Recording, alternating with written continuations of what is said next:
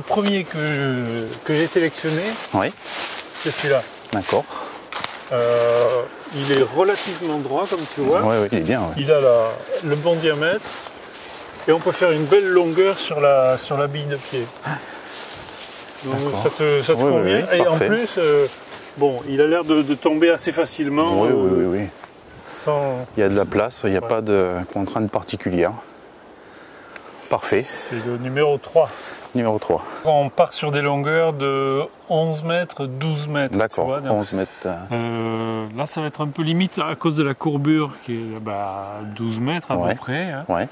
Bon, écoute, on va. De toute façon, une fois qu'il sera par terre, on mesurera et puis on coupera la longueur voulue. Et après, dans la surbille, tu vois, il y a de quoi faire des billons de 3,50 m. D'accord. Pour les border, pour la cabine. Pour la cabine et tout. Pas de problème. Allez, c'est bien.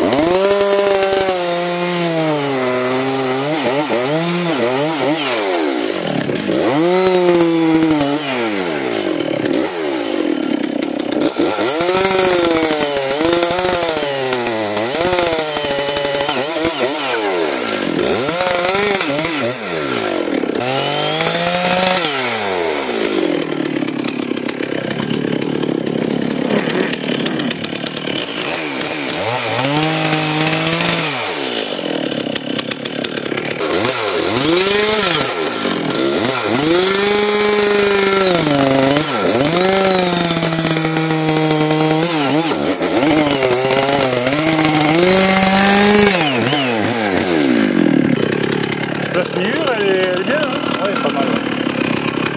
C'est ça. Oui, c'est ça.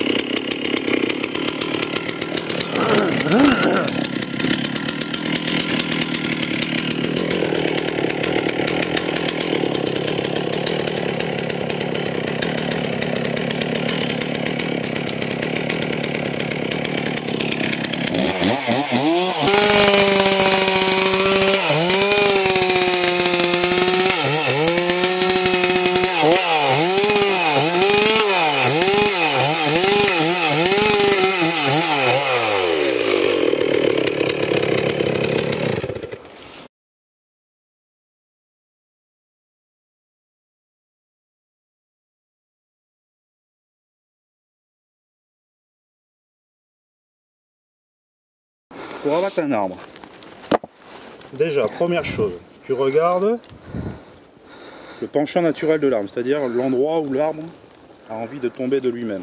D'accord ?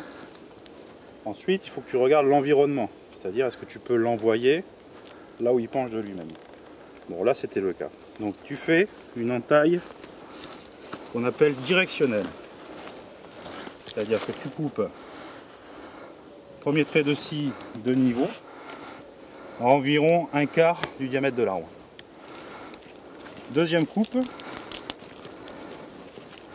à 45 degrés ce qu'on appelle le plafond d'entaille. Et les deux traits de scie ici doivent parfaitement se rejoindre.